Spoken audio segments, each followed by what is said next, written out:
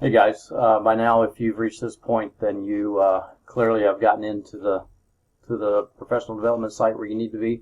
What you're looking at is what videonote.es looks like in progress. If I were to zoom in, you could see that at timestamp 00, I typed this sentence. At timestamp 4 seconds into the video, I typed that sentence, and so on. And so this is going to be a way for administration or district or whoever wants to question this. They can look and see that you actually did participate in PD. And this was brought to me by a couple of people, or the idea of doing this PD this way by a couple of people. And the more I thought about it, the more it seemed like a good idea. I mean, this is all about the flipped classroom, so why not do the flipped classroom in a flipped style? So again, if you're here, then you know what's going on. So I'm just going to move forward with the presentation.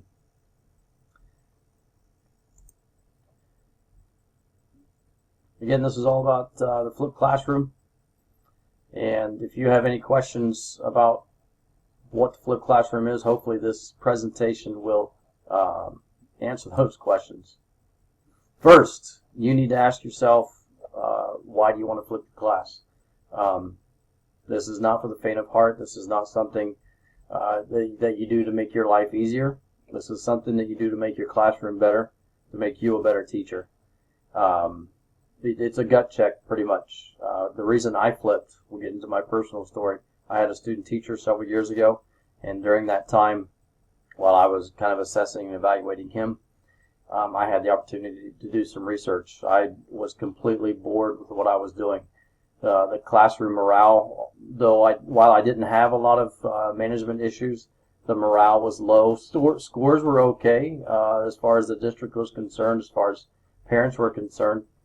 But the kids were bored out of their mind. I mean, I was lecturing in class just like the teachers that I had lectured in class, just like I had done for the first, 18 years of my career. And I was simply perfectly honest. I was just tired of watching kids fall asleep during my lecture.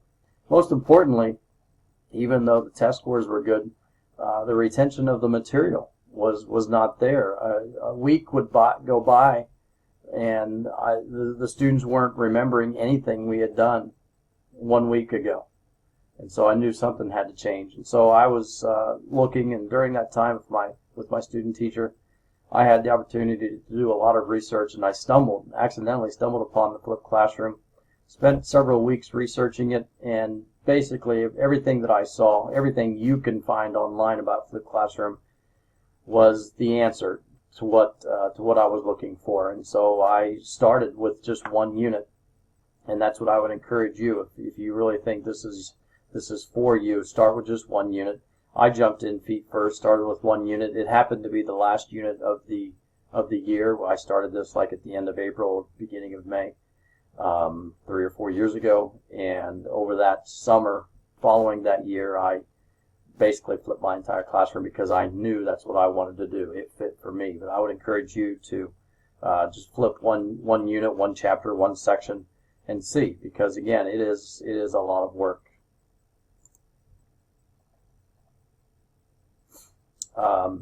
As I've mentioned already, this is not easier. It was so much easier for me to lecture in class, let the kids take notes, send them away with an assignment. That was so much easier compared to what I'm doing now. It is more difficult because of all the work that has to be done. Everything that I'm doing right now with this PD, I have to do for every lesson that I put online. It's so much more time. Now in the long run, yeah, I won't have to do this every time, but lots and lots of work up front, as they call it. Then once you have things up and running, I finally get to do things in class that are more fun, like debates and research topics and just all kinds of opportunities to do more stuff in our class.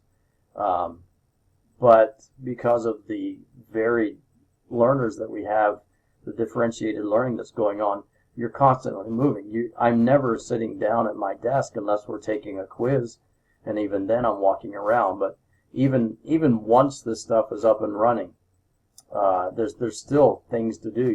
You're not meeting with groups of students. You're meeting with individual students. So If you have a class of 25 or 30, you're meeting with 30 different people almost every day. Again, it's not easier. It is better for the student. So again, it's a gut check. You need to ask yourself if this is what you want for your classroom, if you're willing to put in the amount of time, because it takes time to make this work and work properly. I have developed a way that fits for me. If you choose to pursue this from this point forward, you're going to develop a style, a method of flipping that works for you. And there's not one single way that you have to flip. And that's the great thing about this. You modify it to fit your style, your class, and it can be a class-by-class situation, but there's just not one way. So what I'm getting ready to show you is what works for me. And so I would expect you to modify. Don't try to do everything that I do. Don't try to do it the way I do it. You make it fit the way you want to, just like we do it in every other situation in this job of teaching that we have. I start off with a pretest, and I'm just going to go ahead and jump right into it. And we're lucky enough in the history department to be able to use ExamView. ExamView is a series of tests, quizzes that are already created by some software company, textbook company. But the good thing about ExamView is that it has an export component, so I can create a very specific test, or I could use a template, one that's already been created, and I can export it straight to Blackboard. You can create a quiz or a test on Blackboard. It is time consuming, it is tedious, but like everything else, once you do it 10 or 30,000 times, it gets easier. But this pretest, the whole point of the pretest is to allow me to see the student's background knowledge. I can see what they already know about the topic, and then that allows me to jump around. If everybody knows why Lincoln was assassinated, then I can just touch on that subject and move forward. You guys understand background knowledge and how it's used. But the second thing, the reason why I like pretest is because it allows the student to get an idea of what they can expect to learn or see or hear from our current unit of study. Here is a picture, screenshot of what the pretest looks like on Blackboard. If you are unfamiliar with that, if you've never used that, this happens to be a matching quiz, if you will, one actually we will be taking very soon. Again, this was exported straight into Blackboard, and pretty simple. The export process is, again, when you do it once or twice or 100 times, it gets easy. The first couple of times you want to rip your hair out, but that's education, I would say, pretty much. Looking at this diagram, I picked this diagram for this specific purpose to introduce homework. Once you have the pretest taken, the whole idea of, I guess you can sum up Flip Classroom by saying that what used to be done in class is now done at home. What used to be done at home is now done in class. So you're essentially flipping everything. So again, the diagram on the left-hand side, you can see the traditional style, teacher in front, lecturing, students taking notes, falling asleep, drooling on the desk, whatever. And then the bell rings and they go away and they have homework, and then they struggle and they get frustrated, and either they do it or they do it poorly or they don't do it at all, or the dog eats it. In the flip method, the lecture is at home. Just like you are watching the lecture, you're watching this video right now, that's what my students do. My lectures are online. They take notes at home. They come back to class with that material already learned or heard, and then we move on with a deeper understanding or a deeper study of the material in class. And it also, that in-class time allows them to ask a lot of questions that they may have had while listening to the lecture video. It is recommended, I strongly recommend that you keep your videos between 5 to 10 minutes in length. I cannot stress enough that this video that is made, the video that the students see, is your video, not something you put online. You can pick supplemental videos. I have supplemental videos, but you are the teacher of the class. They are expecting to hear from you. You know what you want them to hear. You make the video. You can see that I've got my video picture here. The software that I am happening to be using has the option of hiding the webcam if you choose to. I've clicked on it. I don't know if it's hidden yet or not, but you choose what you want the students to hear. Sorry, I didn't realize I had that covered. And so yeah, you make the video. That's what I'm trying to say. And I think you'll see a much better understanding. You'll get a lot more feedback, more positive, maybe some constructive criticism, but you'll see a better connection to the material as opposed to a 45-minute video from someone who these kids have never even heard of or seen or ever met in their life. I'm going to turn this video back on. I don't even know. It says hiding, but I don't know if it's hiding. But here we go. Moving back.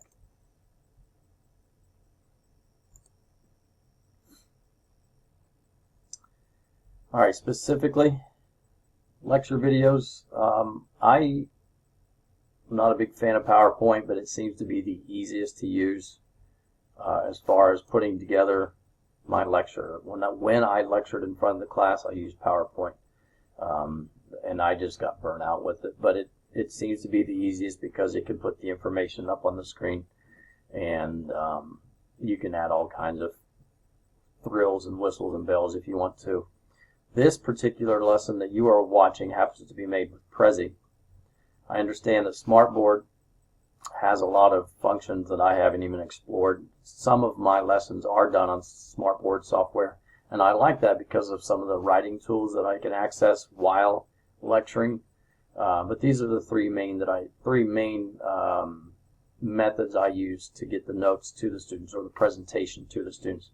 I'm not even talking about the video yet. We'll get to that in just a second. So the lecture notes are either put on PowerPoint, Smartboard, or Prezi, just depending on what mood I'm in, or if I've used PowerPoint for the last 20 times, I'll probably switch. Or if I want more functionality out of my lessons, then I'll use Smartboard. Now once the lecture presentations are made, now we need to record it. Again, much like what you're watching right now, I use Screencast-O-Matic.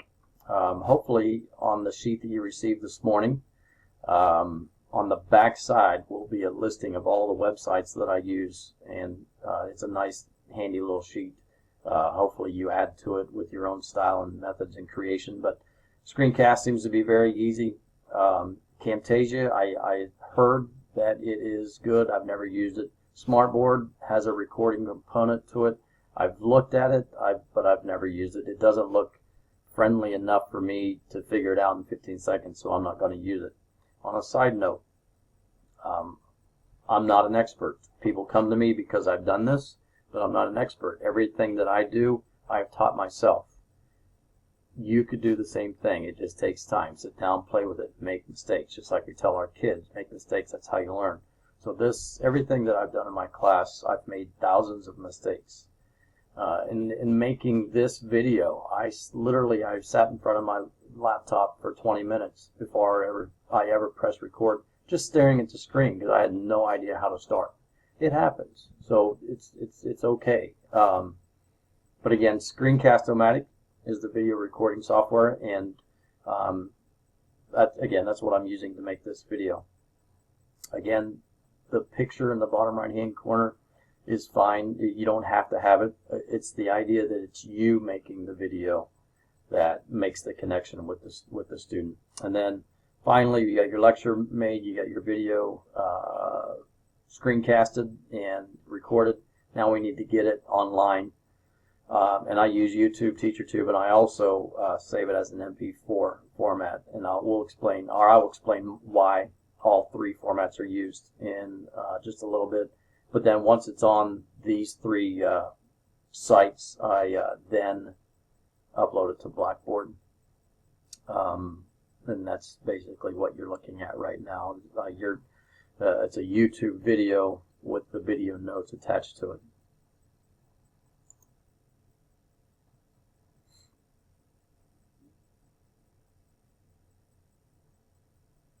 I have no idea why this stuff is moving so slow. I apologize for that. Okay, Screencast. Again, my first choice in recording the lectures. Screencast-O-Matic has a free version. but it limits you to 5-minute videos. If you can keep your stuff to about 5 minutes, then use the free version. I find that the majority of my videos average around 8 minutes. So I've been guilty of making 18-minute videos.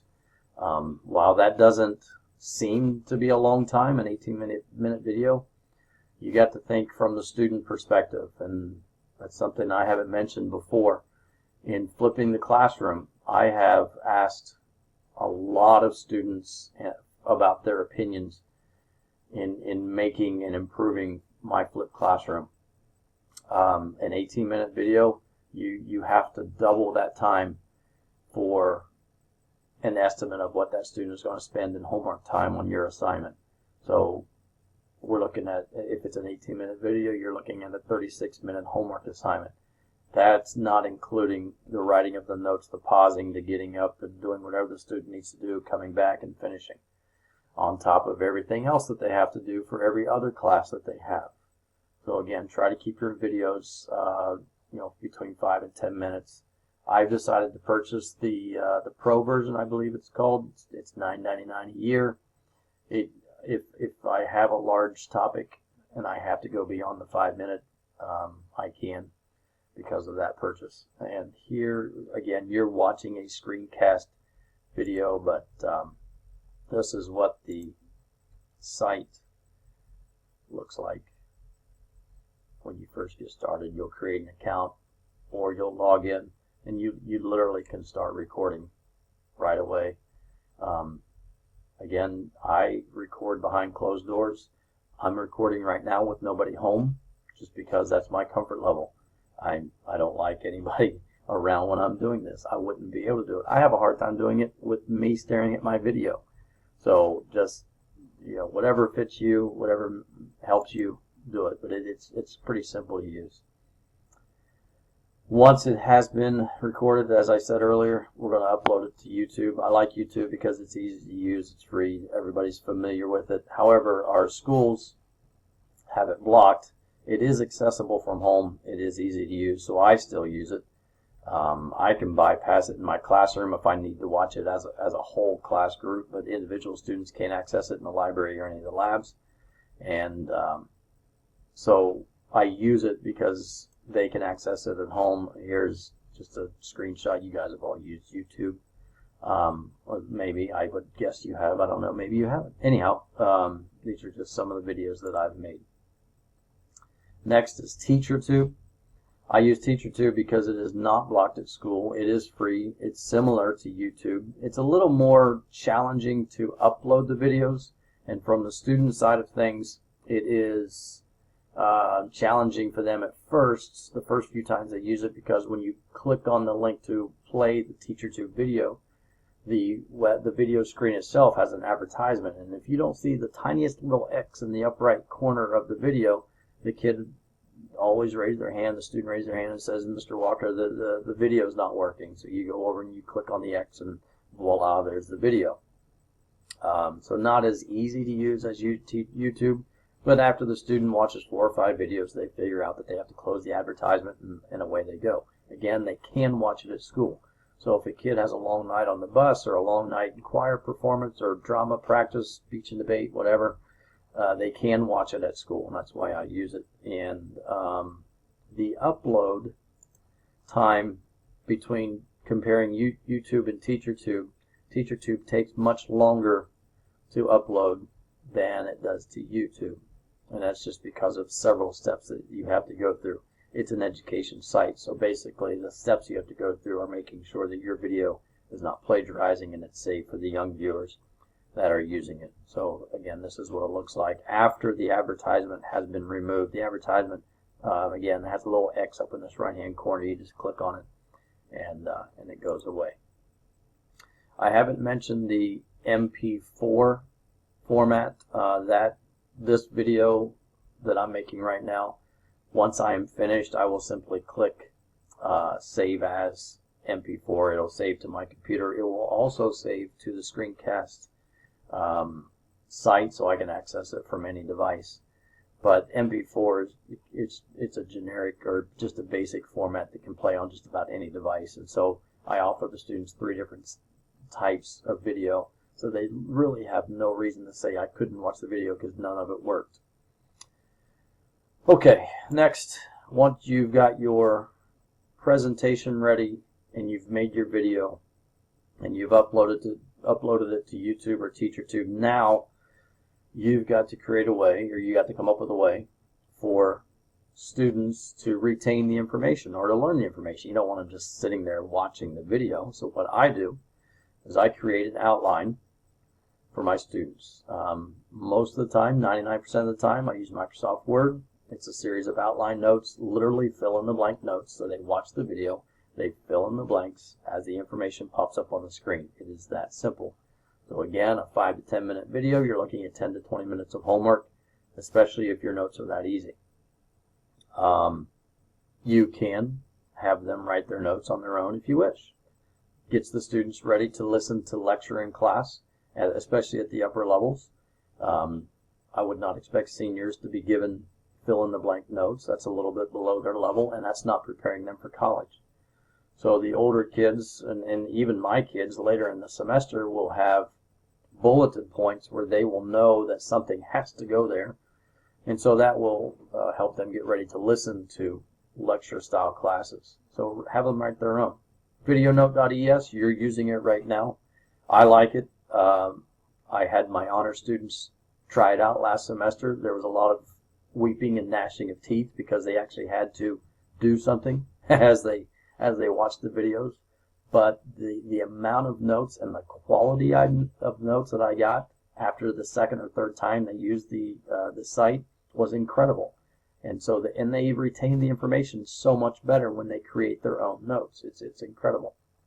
So I really like that a lot. I will probably move to this all next year and do away with my fill-in-the-blank notes, especially for my honor students. Yeah, all of this, what you are using right now is the YouTube video connected to Video Note. They use Google Docs. That's what you're typing on right now. It can be shared through Google Classroom. That is an entirely separate professional development hour on its own. I'm not even going to go into that, but it's an easy way to share the document. You access this website through Blackboard. I have my students go through Google Classroom to access the video notes. This is Google Classroom again. If you're familiar with it, that's good. I'm not going to go into it right now. I love it. It's fantastic, but I'm not going to go into it right now. Google Forms. I like Google Forms because it creates an accountability for the students. So they watch the video, they fill out the notes. Now what? Well, I am checking their understanding. So I create a form, and the form serves 2 purposes. 1, it checks their understanding. 2, it serves as an accountability piece. The questions that I have created, and I'll just show you the form now. The questions that go on the form are straight from the lecture. They literally watch the lecture, fill out the notes, use the notes, answer the questions. It is that simple. This question is taken word for word from the notes or from my video lecture itself. And so checking their understanding, probably not too much. It's very low level. However, I am checking their accountability. In a 5-question form, if a student gets 5 out of 5, then you know they've listened and filled out the notes. I've had students that, however, score 1 out of 5 on a form similar to this. So that tells me one thing. 2 things, actually. They're not taking notes, and they're not watching the video. They're literally just filling out the form just to get it done. So there's your accountability piece, and I call them out on it, not large scale whole group in front of the class, because now with my flip class, I can meet with that student individually. But I talk to that student individually, and I'm like, look, I know you haven't watched it. You need to go back and watch this material. And they're caught. There's no way out of it. They don't try to argue because they know, based on the results, based on the notes, they know that I know. So it really holds them accountable to the material. I'm going into extras. If you don't want to use the Google form, you can use educanon.com. Take a video like what you're watching right now, and then embed the question in the middle of the video. That's what Educanon does. The student has to answer the question before they are allowed to proceed through the end of the video. So it's kind of neat. It takes some more time. You have to create the video, then you have to go back in and watch the video and then insert your questions. It's not hard, it's just time consuming. If you would prefer to do it that way, that's fine. I've done one or two, and it's okay, it's neat, but I like the feedback that I get from the Google form, so I'll just stick with the Google form myself. This is an example of what the EduCanon looks like. So a student will be watching this video, and at a certain point in the video it will stop. This question opens up and they have to answer, and it's just in this case it's multiple choice. They click on one or the other. When they click on one, if they click on the correct answer, in this case it's Manifest Destiny, feedback will show up and say, you know, correct, thumbs up, and then they will be allowed to proceed into the video.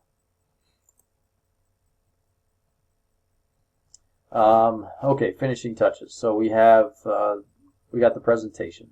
We've got the video recorded. We've uploaded it to all of the YouTube and TeacherTube.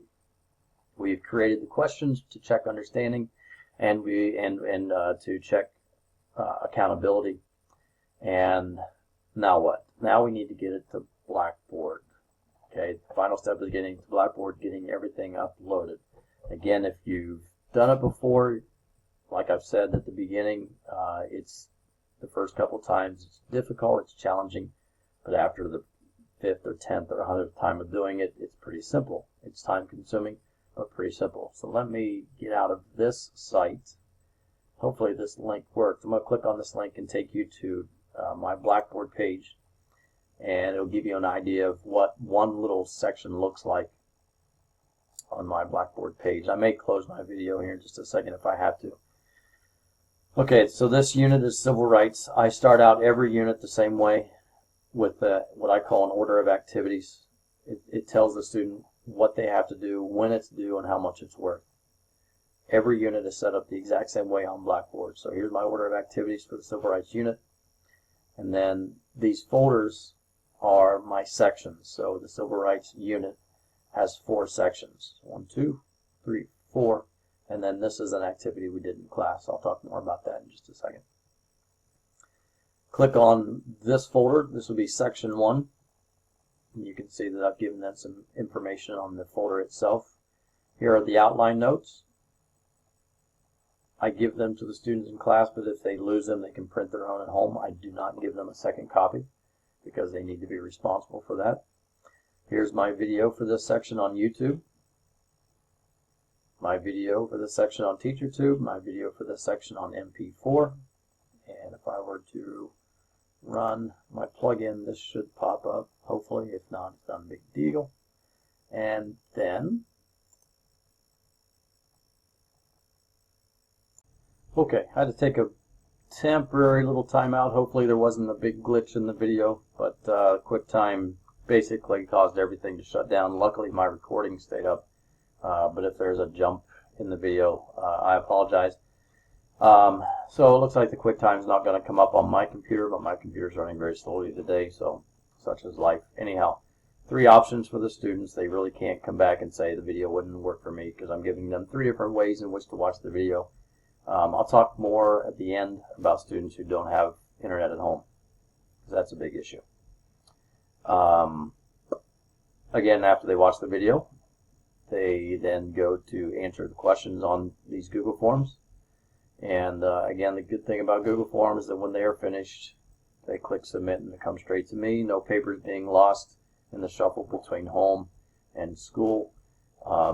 Really no reason for them not to do it. You can see there's only 3 questions for this particular video, so it's not difficult.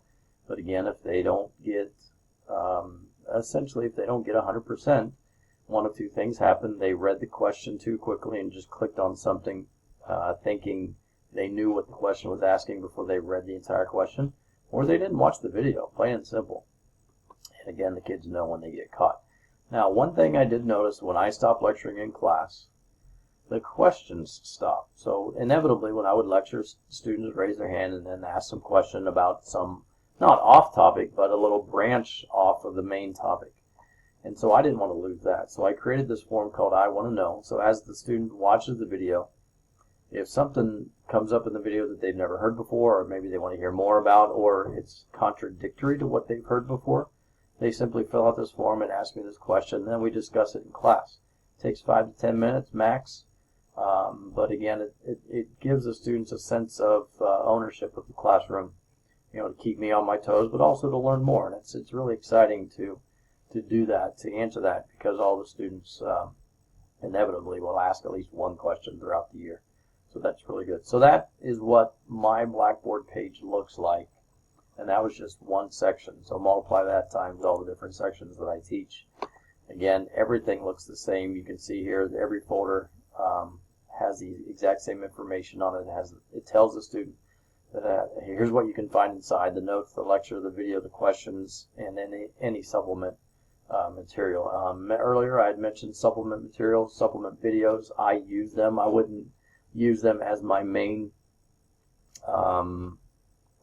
source of information, but I use them to supplement. You can see here on YouTube from Martin Luther King's last speech, and there's a couple others in some of my other videos. But everything is set up online. That's very important because the student gets used to seeing things one way, and that just helps with their understanding of the material. All right, back to the Prezi. Here we go.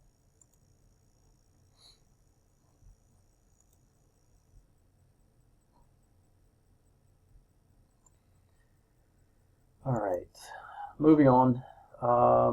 Social media. I use social media in class, not to chat with the students. That's just silly. But I use all 4 of the social media sites that you see here: Facebook, Twitter, Instagram, and Remind. Facebook, most of the time, I use it for historical events. I just copy and paste a link. I will sometimes put reminders on Facebook, but from what I hear from the kids, most kids don't use Facebook anymore. So most of the time, it's just, hey, this is neat. This is a neat historical event. It happened on this day. Twitter, I retweet a lot of stuff that happens around school and the community. But again, I also use it to remind students about upcoming events. Instagram and Snapchat, I don't use Snapchat, but Instagram. Again, mainly a lot of reminders about events or assignments coming due. And then Remind 101, parents really like the Remind. This is probably my #1 site that I use for reminders of due dates for assignments that are coming up. So with me requiring the student to be online doing their work, I use a lot of these social media sites to remind them of deadlines and upcoming events in class. So that's pretty much that's it. I don't want to make that sound like that's it, like it's that easy. It's not that easy at all. But that's a 33-minute section of what it takes me to do just for one section. Now, in regards to in-class materials, I'm not an expert in chemistry. I'm not an expert in math, but just as a quick reference, I used to teach art. So art's kind of flipped already. You do the hands-on stuff in class. You send them away with the lower level. Here, learn these definitions and these vocab terms, and then we'll take a quiz and you come back. But art is already set up where you're doing the fun stuff, the hands-on stuff in class with the expert in the classroom. Math, history, and science, it's not typically done that way, although science can be done that way. You can give them the notes at home and then come back and they can do labs, the hands-on stuff in class. It's honestly, science is set up to go that way very easily, I would think. But again, I'm not a science teacher, so I'm not trying to say it is easy. Math, I've watched my son struggle with some higher level math stuff, and I can only imagine that if I knew more about math, or if his math teacher was there while he was doing his work, from 7th grade on, he would not struggle as much because the expert would be right there. So, that's one idea. You can send them home to watch a lecture of notes, and they fill out the notes and they do a couple of practice problems. Then when they get back to class the next day, they apply that understanding or that material. If they don't understand something, the expert's right there. You ask them, but don't take that the wrong way. I'm not trying to tell you this is how you should do it. because it's going to make your class better. Again, like I said at the very beginning, you got to do it because you want to do it, because you want to make the process better, the learning better for the student.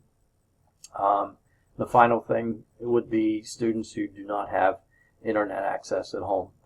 When I first started this was a big issue. This year I have 3 students in all of my classes. I have a total of 3 students who don't have either reliable access or no access at all. So what I do is I give them the hard copy of the notes. I burn all of my video lectures, like what you're watching right now. I would burn it to a CD or a DVD. I make print copies of the Google Forms. I give them a hard copy, print copy of the pretest. Basically everything that I require students to do online, I give them a print copy of. If there's no computer available, the DVD, CD thing's not going to work out. So I am lucky enough to have 4 computers in my classroom they can use. The librarians are more than welcoming as far as helping me out if I need to send a student or 2 down to the library to get their work caught up or to do their work online. They allow that too. So we have the system set up in place to meet students' needs who don't have internet access at home. So this video has taken 36 minutes. My throat is excessively dry. I would not make a video for my students this long. That would be insane, because remember, you want to double your time. But for this for this professional development, you need to remember that Big Brother is watching. So make sure that for the next 45 minutes, we're about halfway through our PD today, make sure that you are spending the other half maybe practicing on this. If you want, come back to the lab where you picked up your sheet this morning and ask me questions or start practicing. I can sit down next to you and we can start playing around with this together. If you do choose to come back to the lab to work, bring a flash drive of some material that you think can go online real quick. I won't make you make a video today because, again, I don't like making videos in front of anybody. But maybe we can get a couple of things set up on Blackboard, or maybe I can show you how to upload a couple of things to Blackboard. Guys, thanks for listening. I hope you enjoy it, and I hope you are still awake. Take care. See you soon.